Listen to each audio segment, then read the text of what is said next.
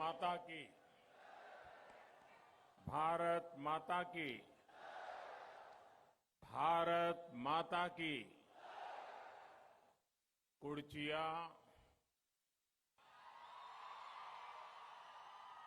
ನನ್ನ ಸಹೋದರ ಸಹೋದರಿಯರಿಗೆ ನಮಸ್ಕಾರಗಳು। मां काली के आशीर्वाद से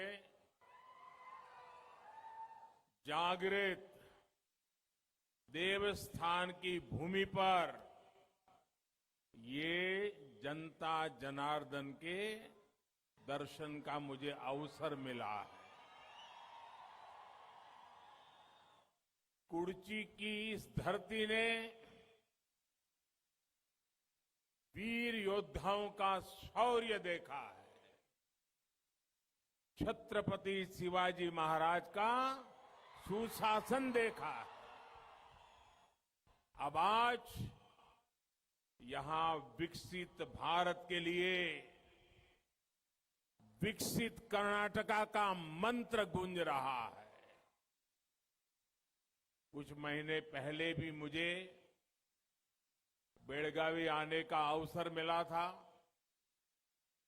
तब पूरे रास्ते माताओं और बहनों ने मुझ पर जिस तरीके से अपना आशीर्वाद बरसाया, मैं इसे कभी भी भूल नहीं सकता। आज यहां फिर आपका अपार स्नेह, ये विराट जनसागर इस पंडाल के बाहर भी उतने ही लोग मैं देख रहा हूं। आपका ये अपार स्नेह, ये आपका अपनापन कर्नाटका के लिए कुछ कर गुजरने की मुझे प्रेरणा देता है। आपका इतनी बड़ी संख्या में यहां आना, ये इस बात को पूरी ताकत से कह रहा है, ई बारिया निर्धारा, ई बारिया निर्धारा बहुमतदा बीजेपी सरकारा।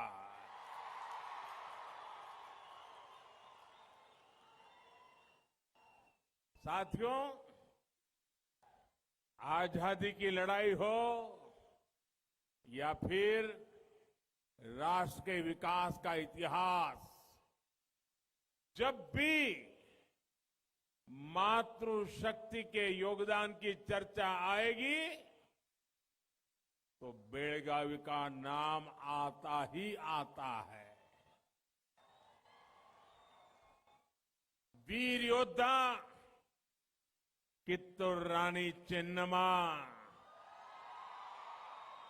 और संगोली रायण्णा का शौर्य सभी राष्ट्रभक्तों के लिए अमर प्रेरणा लेकर आता है। छत्रपति शिवाजी महाराज का कुशल नेतृत्व हमारी पीढ़ियों को राष्ट्रभक्ति के लिए प्रेरित करता है। इसे मैं सौभाग्य समझता हूं कि बीजेपी सरकार को राजहंसगढ़ किले में शिवाजी महाराज की भव्य प्रतिमा स्थापित करने का अवसर मिला है। भाई और बहनों, आज मैं आपके बीच बीजेपी के एक समर्पित कार्यकर्ता के रूप में आया हूं, आपके साथी के रूप में आया हूं, आपके हमसफर के रूप में आया हूं। आज बीजेपी दुनिया की सबसे बड़ी राजनीतिक पार्टी है, तो इसमें बेलगावी के इस पूरे क्षेत्र का बहुत बड़ा योगदान है।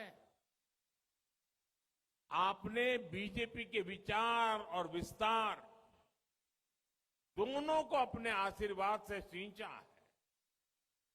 एक छोटे से पौधे को वटवृक्ष बनाने में आप सबने बहुत बड़ा योगदान दिया है। आज मुझे यहां अनेक वरिष्ठ साथियों की याद आना बहुत स्वाभाविक है। उनके अथक परिश्रम से ही भाजपा आज यहां पहुंची है। आज जब डबल इंजन सरकार है, तब भी अनेक वरिष्ठ साथी दिन रात मैदान में डटे हैं। ऐसे हर साथी को, उनके पुरुषार्थ को, भाजपा के लिए उनके समर्पण को, उनकी तपस्या को आदरपूर्वक नमन करता हूं। साथियों, कर्नाटका में ट्रेडिशन भी है और टेक्नोलॉजी भी है। यहां स्टार्टअप और संस्कृति एक साथ सशक्त होती है। यहां भारत की पुरातन और नूतन पहचान एक साथ समृद्ध होती है। ये डबल इंजन से होने वाले विकास का अद्भुत मॉडल है। भाजपा ने हमेशा जन सेवा को राष्ट्र सेवा माना है, जनता को जनार्दन का रूप माना है। आज जब बेलगावी आया हूं तो आपके बीच इसी भाव के साथ आया हूं। 10 मई को आपको कर्नाटका को देश का नंबर 1 राज्य बनाने के लिए वोट करना है। 10 मई को आपको कर्नाटका में डबल इंजन सरकार की वापसी के लिए वोट करना है। और साथियों, मैं कर्नाटका के एक सेवक के रूप में कर्नाटका के लिए बहुत कुछ करना चाहता हूं। आप मेरा साथ दोगे ना? आप मुझे आशीर्वाद दोगे ना? मेरे लिए कर्नाटका बहुत महत्वपूर्ण राज्य है और इसलिए मुझे आपके आशीर्वाद चाहिए। मिलेंगे ना? भरपूर आशीर्वाद मिलेंगे। माताओं बहनों के आशीर्वाद मिलेंगे, नौजवानों के आशीर्वाद मिलेंगे, किसानों के आशीर्वाद मिलेंगे। साथियों, भाजपा ने कर्नाटका के विकास के लिए नई ऊर्जा और पुराने अनुभवों के मेल से एक मजबूत टीम तैयार की है। ये टीम आने वाले आजादी के अमृत काल में कर्नाटका के विकास के हमारे रोड मैप पर काम करेगी।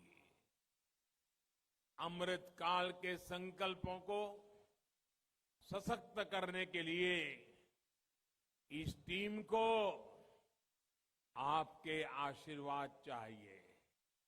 आपके आशीर्वाद मिलेंगे ना? भरपूर आशीर्वाद मिलेंगे ना? पहले से ज्यादा आशीर्वाद मिलेंगे ना? ये आपका उत्साह उमंग बता रहा है। ई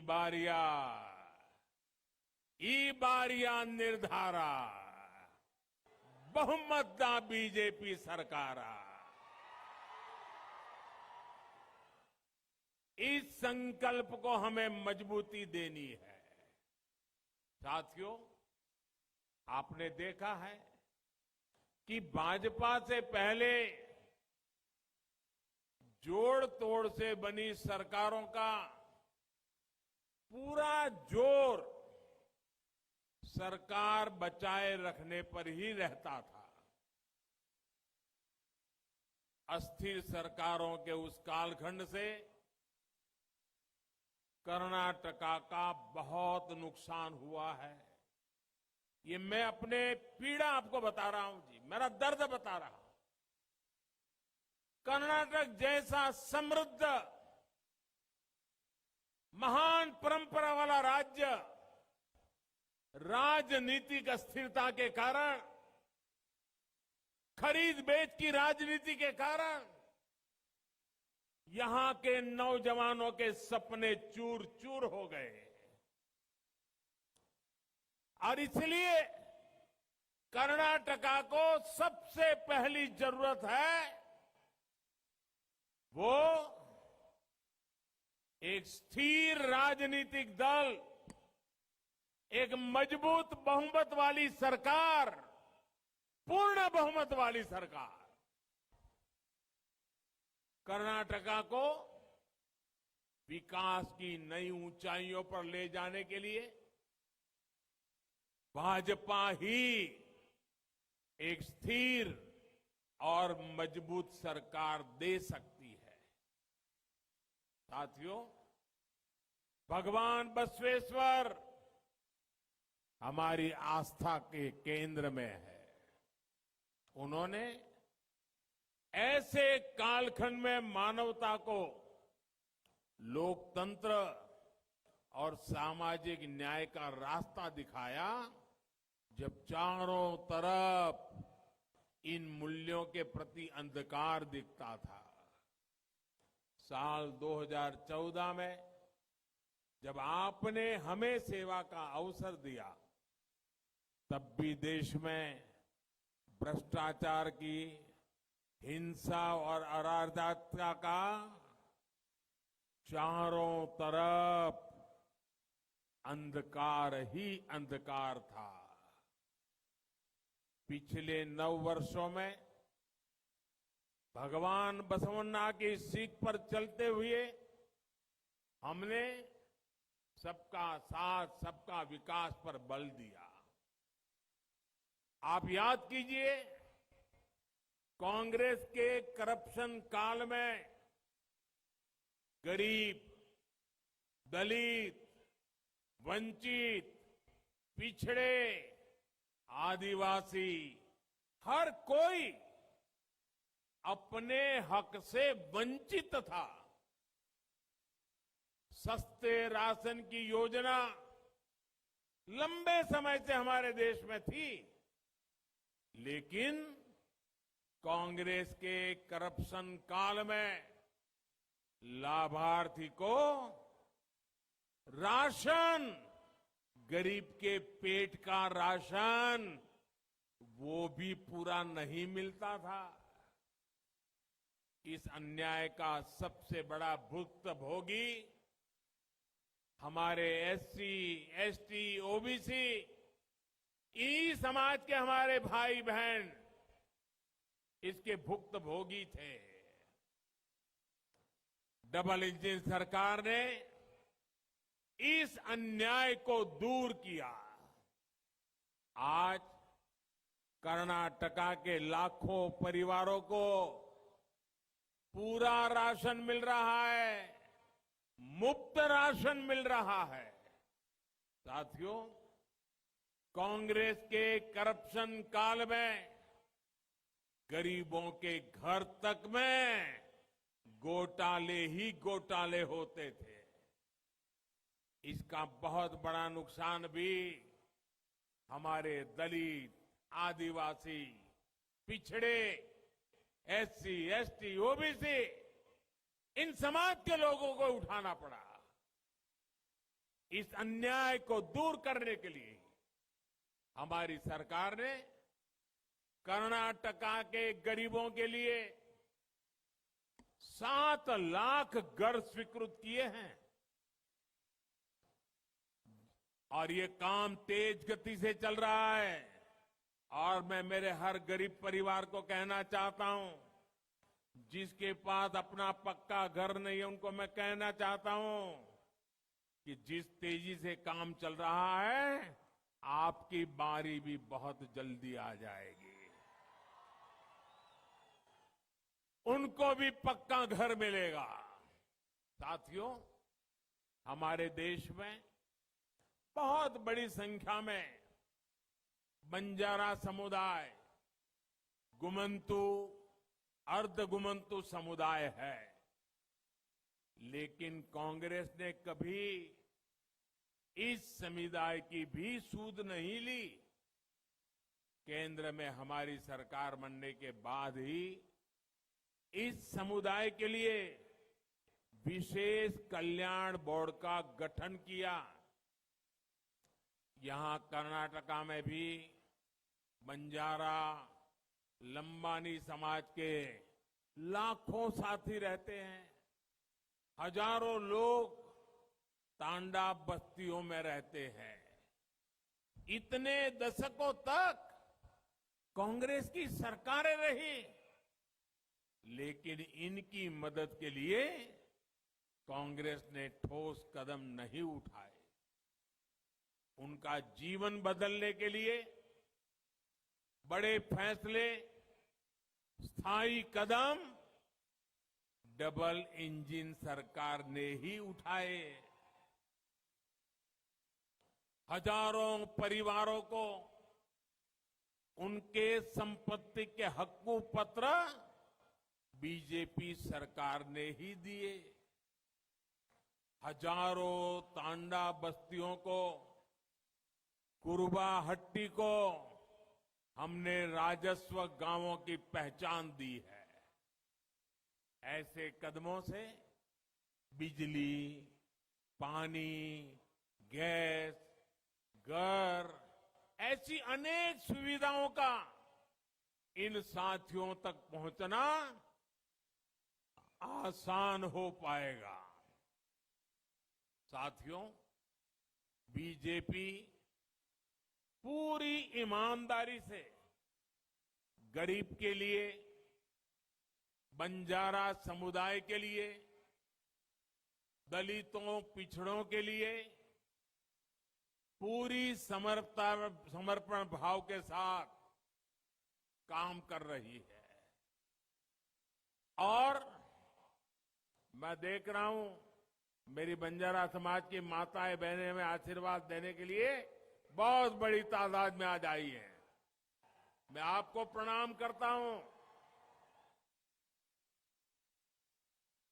और भाइयों बहनों, हम तो इस समाज के हर वर्ग के लिए इतना काम कर रहे हैं, दिन रात काम कर रहे हैं, समर्पण भाव से कर रहे हैं, लेकिन ये कांग्रेस क्या कर रही है?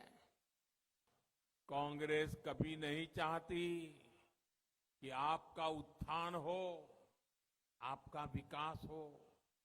इसलिए कांग्रेस एक ही काम कर रही है, मोदी को गालियां दो। आए दिन मोदी को गालियां देना, बस यही काम। जो भी गरीबों, दलितों, पिछड़ों के लिए काम करता है, कांग्रेस उससे ऐसी ही नफरत करती है। यहां बेलगावी में ही बाबा साहब आंबेडकर ने बताया था कि कांग्रेस उन्हें कैसी कैसी गाली दे रही है। बेलगावी में कहा था बाबा साहब ने खुद ने, कांग्रेस ने बाबा साहब को क्या नहीं कहा था, आप सुनकर के हैरान हो जाओगे। ये कांग्रेस तब से ऐसी है। क्या कहा था कांग्रेस ने बाबा साहब को? देशद्रोही कहा। कांग्रेस ने बाबा साहब को असुर कहा। कांग्रेस ने बाबा साहब को कठपुतली कहा। डिक्शनरी में जितनी गालियां थी, सारी बाबा साहब पर उन्होंने बरसा दी। भाइयों, कांग्रेस तब भी वैसी थी, कांग्रेस आज भी वैसी है। साथियों, जगत गुरु बसवेश्वरा ने जाति और पंथ के नाम पर होने वाले भेदभाव का विरोध किया था। भक्त कनकदास ने सामाजिक सद्भाव का संदेश दिया और जाति के नाम पर आपस में ना लड़ने की सीख दी। महाकवि कुवेंपु ने कर्नाटका के नाड़ गीते की रचना की। इसमें उन्होंने कर्नाटका को सर्वजनांगदा शांतिया तोटा, यानी समाज के सभी वर्गों का सुंदर बगीचा बताया था। समाज के अलग अलग वर्गों से आने वाली सभी महान हस्तियों ने समानता और एक दूसरे को सम्मान देने की ही सीख दी है। लेकिन साथियों, ये बहुत दुखद है कि इतने महान लोगों की धरती पर कांग्रेस के कुछ नेता दूसरों को गाली देने का ही काम करते रहते हैं। कर्नाटका की परंपरा में विश्वास रखने वाले लोग बसवेश्वरा, कनकदास, कुवेंपु और उनके जैसे महान लोगों के अनुयायी ऐसे लोगों को कभी माफ नहीं करेंगे। भाइयों बहनों, क्या आप कांग्रेस को माफ करोगे? क्या कांग्रेस को माफ करोगे? ये गाली गलौज करने वालों को माफ करोगे? समाज को नीचा दिखाने वालों को माफ करोगे? समाज के अंदर बंटवारा करने वालों को माफ करोगे? ये भ्रष्टाचार का खेल करने वालों को माफ करोगे? भाइयों और बहनों, जब जीवन की मूल सुविधाएं पहुंचती है तो सबको न्याय मिलता है। ये बसवन्ना ही थे जिन्होंने महिलाओं को सामाजिक, आर्थिक और आध्यात्मिक विषयों में अधिक भागीदारी के लिए प्रोत्साहन दिया। लेकिन आजादी के बाद कांग्रेस के लंबे शासनकाल ने भारत में माताओं बहनों का जीवन बदतर कर दिया। स्कूल कॉलेज के अभाव में हमारी बेटियां शिक्षा से दूर थी। संपत्ति का अधिकार सबको था, लेकिन सबसे अधिक वंचित हमारी माताएं बहनें थी। टॉयलेट के अभाव में भी सबसे ज्यादा परेशानी हमारी माताओं बहनों को होती थी। बिना गैस कनेक्शन के धुएं में जिंदगी बिताने के लिए भी हमारी माताएं बहनें ही मजबूर थी। साथियों, जिस दल का आधार और विचार सिर्फ और सिर्फ परिवारवाद हो, जो सिर्फ करप्ट इकोसिस्टम पर निर्भर हो, वो जमीन से जुड़कर काम नहीं कर सकता। आज जब आपने माताओं बहनों की सेवा के लिए समर्पित भाजपा सरकार बनाई है, डबल इंजन की सरकार बनाई है, तो इसका प्रभाव हर तरफ नजर आ रहा है। हमारी सरकार ने जो 4.25 करोड़ घर बनाकर दिए हैं, उसमें से 3 करोड़ से अधिक घर माताओं बहनों के नाम पर रजिस्टर है। और आप जानते हैं, आजकल जो सरकार घर बनाती है, इसकी कीमत कई लाख रुपए है। कभी अभाव में जीने वाली लाखों बहनें आज पीएम आवास योजना की मालिक बनी है, घर की मालिक बनी है। और घर की कीमत जब लाखों में है तो मेरे लिए गर्व की बात है कि आज ऐसी करोड़ों माताएं लखपति दीदी बन गई है, लखपति दीदी। आयुष्मान भारत के तहत 5 लाख रुपया तक के मुफ्त इलाज की सुविधा का लाभ भी बड़ी संख्या में हमारी बहनों को मिला है। हर घर जल योजना हो, उज्ज्वला गैस कनेक्शन हो, घर घर टॉयलेट हो, इन अभियानों से बहनों को सुविधा भी मिली है, सम्मान भी मिला है। और हमारे यहां उत्तर प्रदेश में तो, मेरे काशी में तो, जिसको जहां टॉयलेट बने हैं ना, वहां माताओं बहनों ने बोर्ड लगाया है, इसका नाम अब रखा दिया है इज्जत घर। देखिए क्या भावना है। इसलिए पूरे देश में बहनों का आशीर्वाद बीजेपी को सबसे अधिक मिलता है।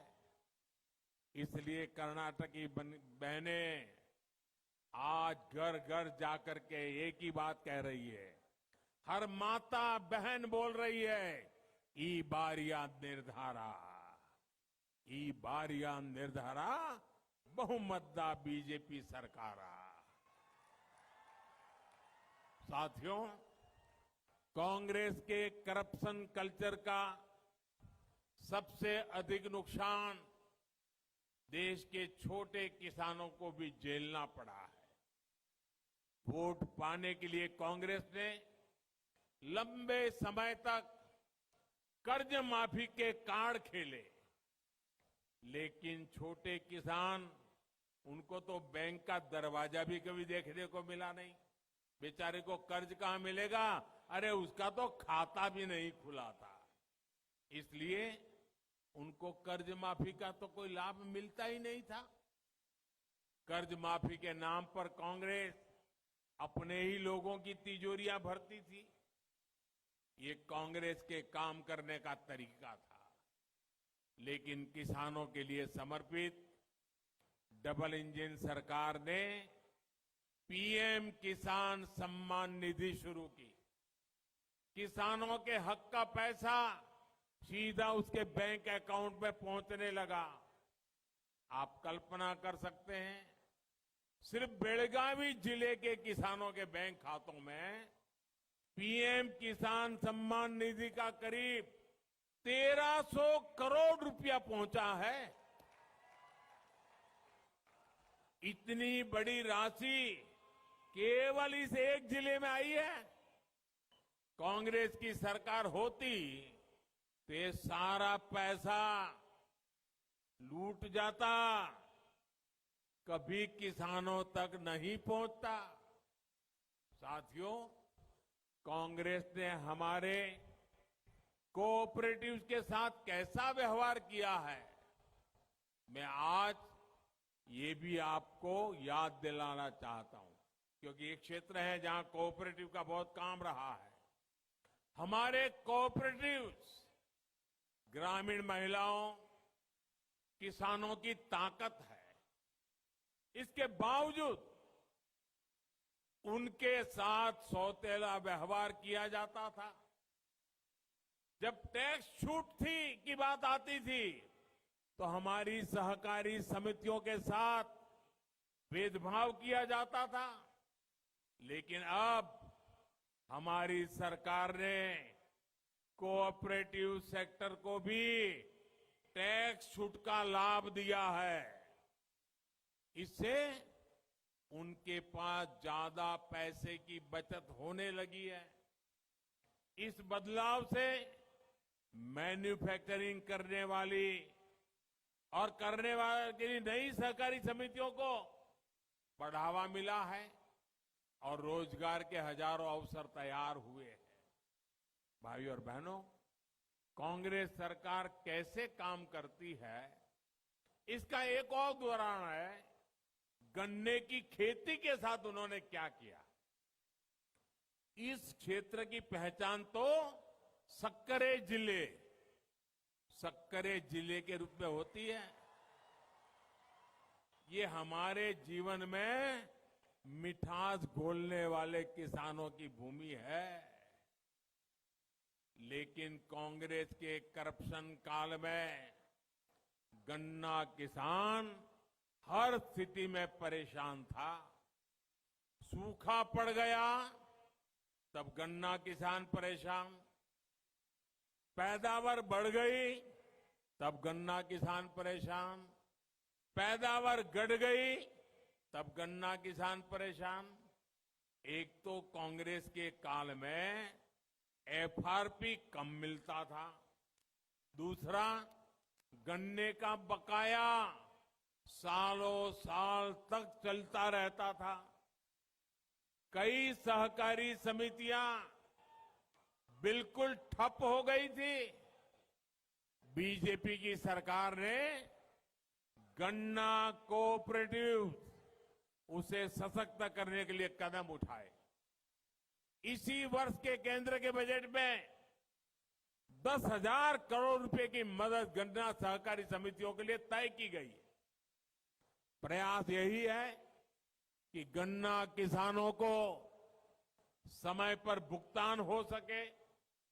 साथियों, हमने चीनी के अलावा भी गन्ने का वैकल्पिक उपयोग को भी बढ़ावा दिया।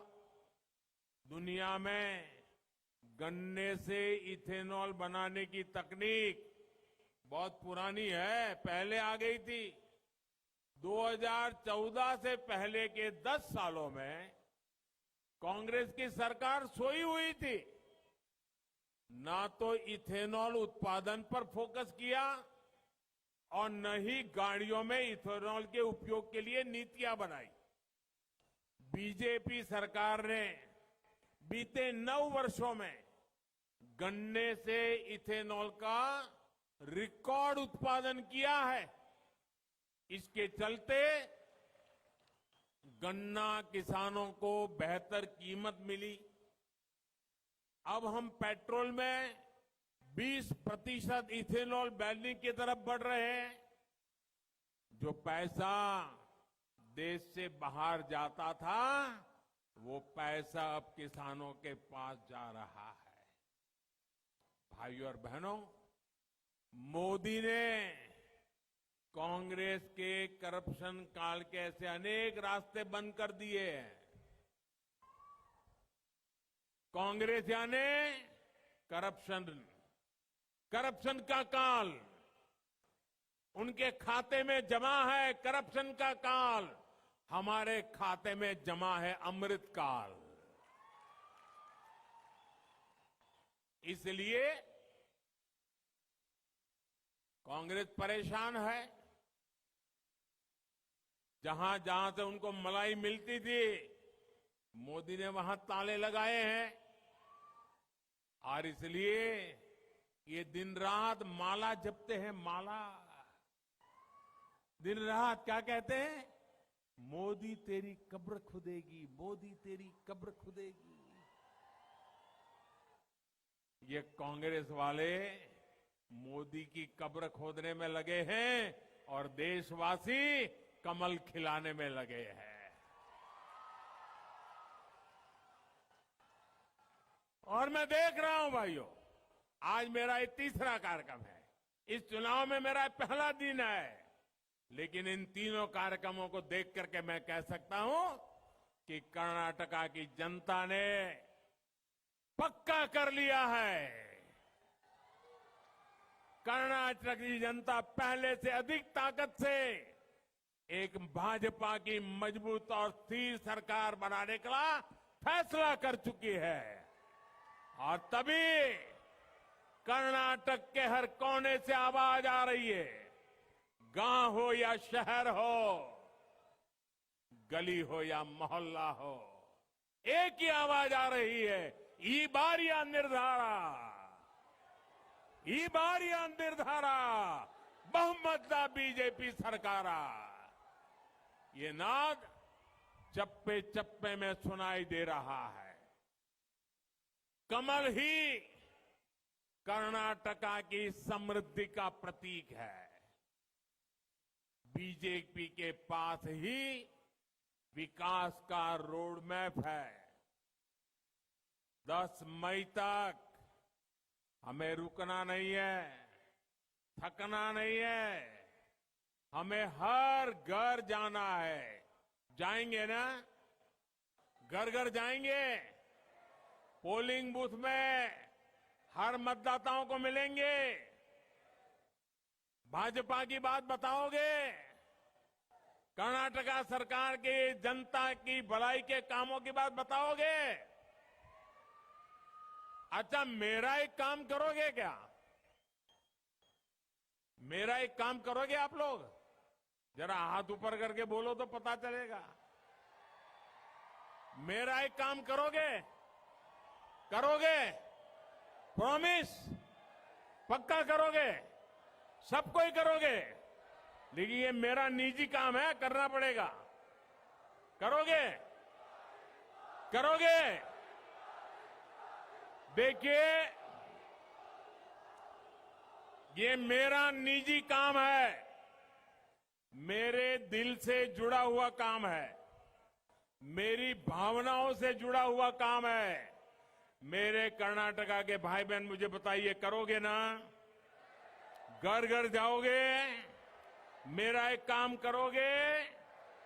देखिए, 10 मई के पहले हर मतदाता के पास जाना है और जाकर के उनको कहना है कि कुर्ची में दिल्ली से आपके सेवक मोदी जी आए थे और मोदी जी ने आपको नमस्कार भेजा है। ये मेरा संदेश पहुंचाओगे? मेरा नमस्कार पहुंचाओगे घर घर? पक्का पहुंचाओगे? जब आप मेरा नमस्कार पहुंचाओगे, हर परिवार से मुझे आशीर्वाद मिलेगा, तो मुझे काम करने की नई ताकत मिलेगी। और इसलिए भाइयों बहनों, आपके लिए मैं बहुत आभार व्यक्त करता हूं। मेरे साथ बोलिए, भारत माता की, भारत माता की, भारत माता की। बहुत बहुत धन्यवाद।